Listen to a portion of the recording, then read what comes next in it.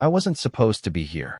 The repair shop smelled like motor oil and old cardboard, fluorescent lights buzzing above, and I was supposed to drop off a faulty speaker and leave.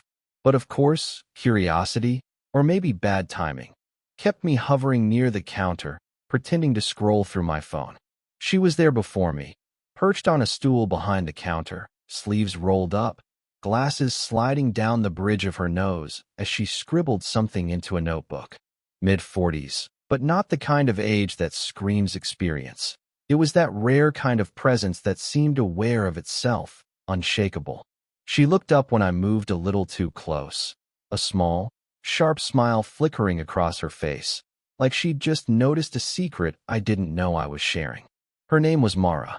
I knew her only from the neighborhood, a casual hello when I picked up parts or asked questions. She always had that calm, unflappable air, but today something in the way she rested her hand on the counter, the way her hair fell loose around her shoulders, made me forget what I even came for. I nodded at her, trying to seem casual. Hey, Mara."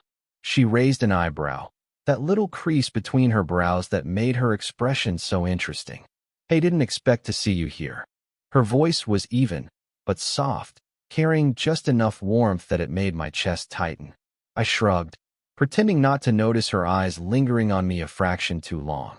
"Yeah, speaker trouble. Thought I could handle it myself." But I trailed off, fumbling with my bag strap.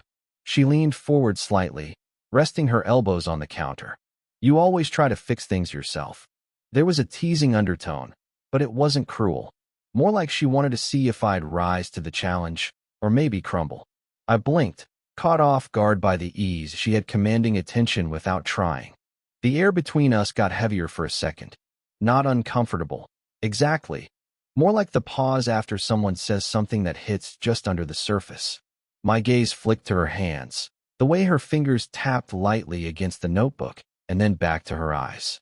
Those eyes, hazel, maybe, but there was something shifting in them, a quiet amusement mingled with patience. Recognition. I couldn't tell. Just then, the bell above the door jingled. I glanced up. My friend's sister, the one who lived a floor above him, stepped in. She wasn't wearing much.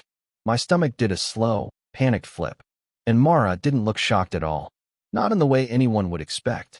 She just tilted her head slightly, eyes softening, as if the world had shifted on some invisible hinge, and she was the only one who noticed. I wanted to look away, wanted to retreat to the relative safety of my speaker and my own awkwardness.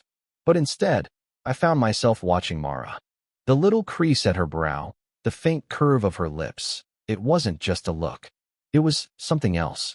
Something electric that made my heart beat faster than it had any right to. She glanced at me quickly, and for a moment, we were caught in this silent exchange. No words, just a flicker of acknowledgement, of connection. And then the moment passed, just like that, the normal hum of the shop filling the space that had held it. I left not 10 minutes later, the speaker still broken, my mind spinning. I could hear her voice behind me, giving directions to someone I didn't even see, but all I could think about was the way she looked at me. That glance. The weight of it, subtle, quiet, but impossible to forget. I haven't stopped thinking about it since. I didn't plan on going back, but something, call it curiosity, call it bad judgment, pulled me toward the repair shop a few days later. Mara was behind the counter again, sorting through a stack of invoices with that same quiet authority that made me feel simultaneously out of place and drawn in. "Hey," I said softly, almost hesitantly. She didn't look up immediately. Her fingers paused over a paper, then kept moving, straightening it just so. "Oh, you again." There was a half-smile that didn't quite reach her eyes. A shield, I realized. She always had a way of keeping people at arm's length without seeming unkind. I set the small toolbox on the counter. "You asked me to look at the speaker again. Thought I might actually fix it this time." She glanced up, just for a moment, and the sharpness in her gaze softened. A flicker, almost imperceptible, like she was weighing whether I belonged here, or if I should be sent away. I watched her hands, the way her knuckles flexed as she moved papers aside, and couldn't help noticing the faint calluses, the subtle elegance in their motion. "Sure," she said finally, gesturing toward a workbench. I'll get the wires. Her voice was quiet, controlled.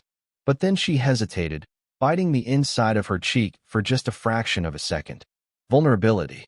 I caught it before she masked it again with her usual calm. We worked side by side in silence at first. The shop smelled of solder and oil, the fluorescent lights humming steadily above us. I noticed the faint tension in her shoulders, how she pressed a hand to her temple as she leaned over a circuit board. The lines under her eyes were subtle, but they were there. She was tired, more tired than she let anyone see. I tried to focus on the speaker, but my eyes kept drifting to her. The way she laughed softly at a joke I didn't make, almost startled at the sound of her own amusement. The way her hair caught the light in a way that made her look younger, somehow, than I knew she was. Need a hand? I asked, trying to sound casual, careful not to step over the invisible line she'd set between us. She paused, fingers hovering above the wires. Maybe. Her voice was quiet, hesitant. Then, after a breath, she let me take the piece she couldn't reach. Her hands brushed mine briefly.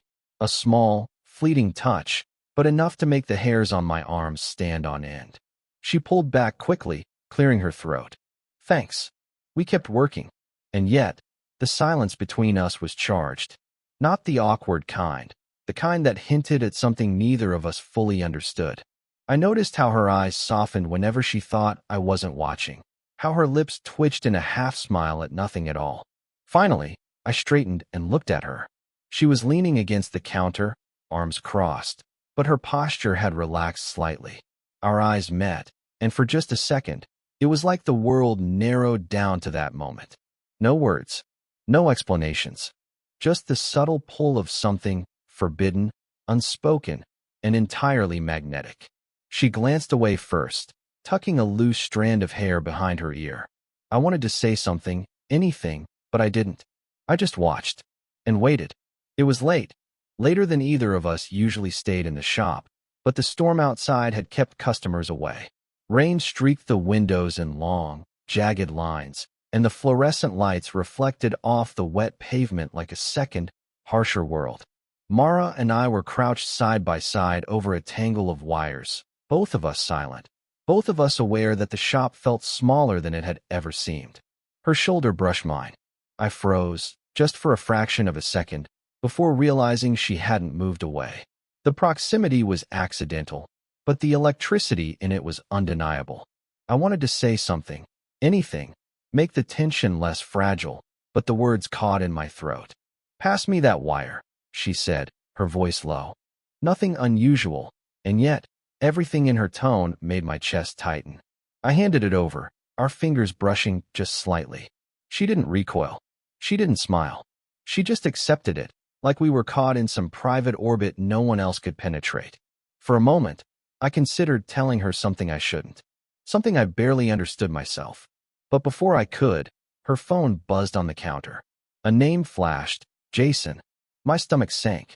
She glanced at it quickly, and I saw the brief flicker in her eyes, the shift from casual composure to tension. She didn't answer, but the hesitation, the pause, it was enough to break the fragile cocoon of closeness we'd been spinning around us. She slid the phone into her pocket without a word, shoulders tightening again. I didn't ask, didn't comment. I just stayed still, pretending my heart wasn't racing. We returned to the wires. My hands shook ever so slightly, but I tried to focus, tried to be useful. Mara hummed under her breath, a soft sound I'd never noticed before. It tugged at something in me, something dangerous, something I shouldn't let pull me closer. Then a crash of thunder made both of us jump. She laughed softly, nervous, almost embarrassed, and for a second, her eyes met mine in a look that was impossible to ignore. Too close. Too much. My pulse was louder than the storm outside. I wanted to lean in, to brush that strand of hair from her face, to say something I couldn't put into words. But the moment fractured. The door jingled. A neighbor, or maybe a friend, peered inside, calling out through the rain. Mara straightened instantly, retreating a fraction of a step, closing the invisible distance between us. The storm continued outside, but the storm between us was abruptly quiet. tucked back under layers of control and propriety. I stayed where I was, hands hovering near the wires, caught in the residue of something almost said, almost done. The air smelled of wet asphalt and solder, and yet somehow, it carried a tension far heavier than anything in the shop itself. I wanted to reach for her again, to test the line we'd both danced around, but I didn't. I waited, silently cursing my restraint while knowing she might never realize just how close we'd come, how close we still could be. The rain continued, relentless, and in the dim light, I could feel the small, impossible pull between us. It was intoxicating, terrifying, and entirely forbidden. And I didn't move. Not yet. We hadn't said much all evening. The shop was quiet, lights dimmed low, the storm having finally eased outside, leaving the windows streaked with wet, uneven light. I was sitting on a stool, watching Mara sort through a stack of invoices, her movements methodical, almost ritualistic. The air between us felt stretched, like holding a breath too long. She began, and then stopped, fidgeting with a paper clip, twisting it in her fingers. I waited, uncertain if I should look at her or pretend the silence was safer. I don't know why I let this happen, she said finally, her voice quiet but sharp enough to slice through the stillness. Or why it feels like we can't just, she trailed off, eyes darting to mine for a fraction of a second before dropping back to the papers. I swallowed hard. We what? My voice was smaller than I intended, almost a whisper. She exhaled slowly, shoulders sagging, as if the words had taken more out of her than the storm ever could. This, whatever this is between us, it shouldn't feel like it does. Her hands paused over the papers, then fell to her lap, clutching them loosely. Vulnerable. I'd never seen her like this, so human, so unarmored. I feel it too, I admitted, the words spilling before I could stop them. My chest felt raw, exposed. But I don't know what to do about it. Or if I should. Her eyes flicked up to mine then, and something passed between us. Not desire. Not exactly. But the kind of acknowledgement that rattles the bones in your chest, that makes the air suddenly too thin to breathe normally. I'm scared, she said, so quietly I almost missed it. Scared of how easy it is to feel things that shouldn't be felt. I nodded, not trusting my own voice to stay steady. I wanted to say something. Anything. But it felt like the wrong moment. Or maybe the right moment. And the distinction was unbearable. Instead, I just let my eyes trace the line of her jaw, the slight crease in her forehead, the tension in her fingers. We sat like that for a long time. No words. Just the quiet ticking of the clock and the unspoken weight pressing between us. Every time I blinked, I felt the space shrink, the possibility of something uncontainable hovering just out of reach. Finally, she whispered, almost to herself, "Do you ever wonder what we're doing here? Why we keep pretending this is normal?" I felt my throat tighten. The question was not about us fixing speakers, or the storm outside, or even the shop. It was about everything we'd been avoiding, everything neither of us wanted to name. I think about it, I said slowly, deliberately, letting the words stretch across the quiet room. Every time I see you. She didn't answer. She just stared at me, eyes wide, unguarded, and for the first time, I saw the cracks in her confidence, the weight she carried under it. And in that silence, I realized, this tension, this confusion, wasn't going anywhere. She exhaled softly, almost like a surrender, and then whispered, "I don't know if I can do this, or if I even want to stop." And just like that, the quiet between us spoke louder than any touch could have. I was organizing some boxes in the back corner when I heard her sigh, soft, but heavier than the storm outside had ever been. Mara was sitting on a low stool, a faded envelope clutched in her hands, and for a moment I thought I should leave her alone. But something kept me rooted to the spot, just out of reach. "What is that?" I asked quietly, trying not to startle her. She looked up at me, and for the first time that evening, her eyes were glossy, unguarded. "It's from him," she said, voice tight.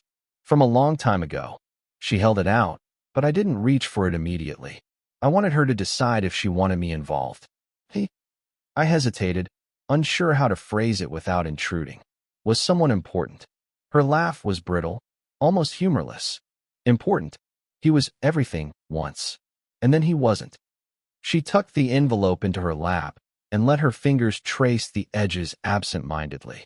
There was a tremor in her hands I'd never noticed before, the kind of subtle thing that makes someone look both fragile and alive.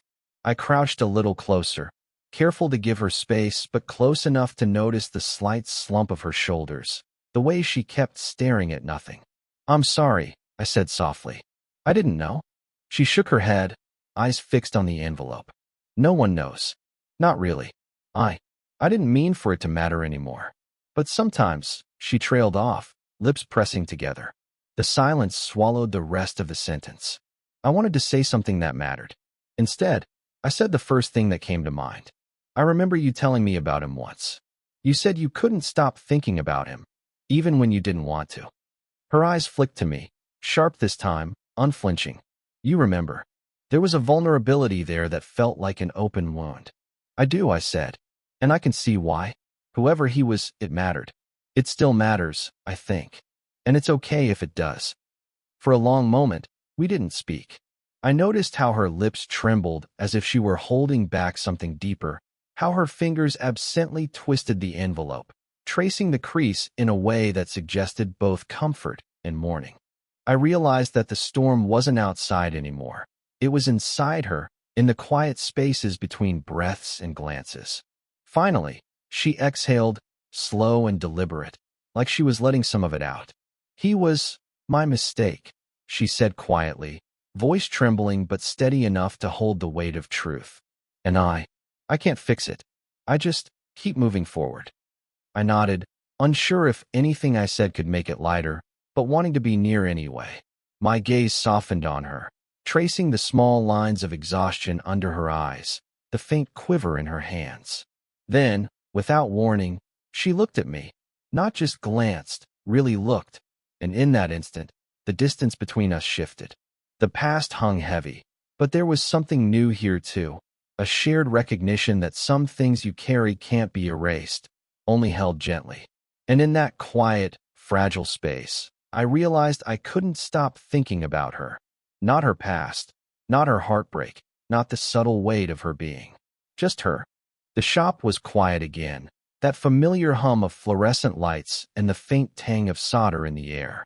Mara was perched on a stool near the counter, a half-finished repair in front of her, but for the first time in days, she wasn't pretending. I could see it in the way her shoulders relaxed, the tiny exhale she hadn't realized she'd been holding, the softness in her eyes that no one else ever saw. I sat across from her, knees almost brushing the workbench. We didn't speak at first. There was no need. The tension, the confessions, the past heartbreak, all of it had been acknowledged in its own quiet way. The storm inside her had settled, and somehow, in the shared silence, the storm between us had found a fragile peace. "I don't know how we got here," she murmured finally, almost to herself, almost like she was testing the air. I didn't answer right away. I just watched her hands, the way they hovered over the wires, then relaxed into her lap. The small movements, the subtle shifts, they said everything words couldn't. "I think it just happened," I said finally, voice soft, careful, like I was speaking into a glass bubble. Without us realizing it, she glanced up, and for a heartbeat, we shared a look that wasn't desire exactly, not yet, but acknowledgement. Recognition. The quiet understanding that we had crossed some invisible line without a single dramatic gesture. She smiled, just a little, brushing a stray strand of hair behind her ear. It was enough to make me feel both nervous and grounded, like every misstep, every hesitation, every stolen glance we'd shared had led to this exact moment. I reached out, slowly, carefully, and rested a hand near hers on the counter. Not grabbing, not claiming, just close enough that she felt it, that we felt the weight of each other. Her fingers twitched, then inched toward mine, brushing lightly against the back of my hand. It was infinitesimal, and yet, it was everything. We stayed like that for a long time, breathing in the silence, letting it stretch and fold around us. No words were necessary. No promises. No declarations. Just the quiet acknowledgement that we had crossed from tension to something undeniable, something inevitable, something earned. Finally, she leaned back slightly, letting her forehead rest against the edge of the counter for a second. I could feel the warmth radiating from her, a subtle comfort that made my chest ache in the best way. "I guess," she whispered, voice almost lost in the hum of the lights. "We'll figure it out." I nodded. I didn't need more. There was no rush, no grand gesture, no perfect scene. Just this, shared space, quiet understanding, and a touch that spoke louder than anything either of us could say aloud. For the first time, the weight of everything, the awkward pauses, the confessions, the stormy nights, felt light, balanced, and fragile in the best possible way. We sat like that for a while, hands barely touching, hearts full, the world outside the shop fading to nothing. And somehow that was enough. It's been months since that night in the shop, the quiet storm, the lingering glances, the small touches that somehow said everything we couldn't put into words. I still remember the way the rain streaked down the windows, the hum of the lights above, and the soft, careful way Mara let me share her space without ever pushing me away. I think about it often. About her. About the subtle pull between us that no one else could see, the slow unraveling of control, and the way we discovered something neither of us expected. I wasn't ready then to call it love, and maybe I'm still not, but I know now that it was real. And it changed me. She changed too, in ways I could only notice by watching her carefully over time.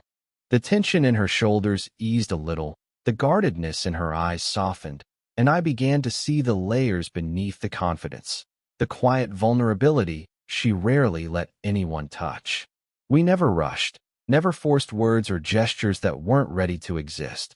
But in the silence, in the shared space, we learned how to carry each other's weight.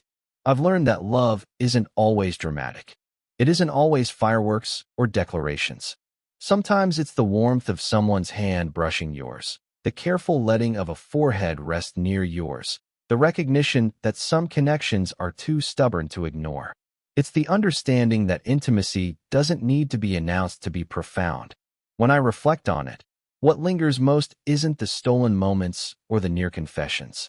It's the patience we gave each other, the careful watching, the shared breaths that said more than words ever could. Mara and I discovered that the most meaningful bonds are often forged quietly, in the pauses, in the half-smiles, in the subtle gestures that can't be faked. I smile sometimes, remembering the first envelope she showed me, the confession of a past heartbreak, and the moment when everything shifted without a single dramatic word. It's funny, really, how life's most powerful moments can be the ones that almost go unnoticed if you're not paying attention. And now, whenever I walk past the shop, or see her focused on a circuit board, or hear her soft laugh from across the room, I feel the weight of what we built together. Not perfection, not fairy tales, just something honest, something real, something I can't stop thinking about. We'll keep figuring it out, slowly, carefully, and that's enough, more than enough. If this story made you feel something, let me know in the comments. Would you want more stories like this?